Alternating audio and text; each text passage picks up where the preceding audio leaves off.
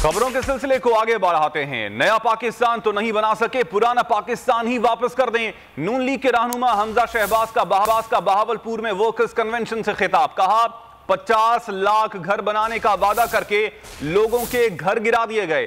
Petrol 127 रुपए litre हो गया है।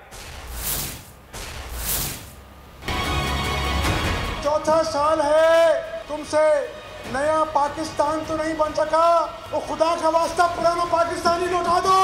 50 लाख घर पे मुझे कहने दो ये बड़ा रियासत मदीना की बात करते हो। तो गरीब का घर बुलडोजर तोड़ जाता है क्योंकि वो नाजायज तजावुजात के ज़िम्मे में आता है। चंद लाख में नाजायज से जायज बन जाता है। पिछले 3 महीनों में पेट्रोल 21 रुपए बढ़ा है।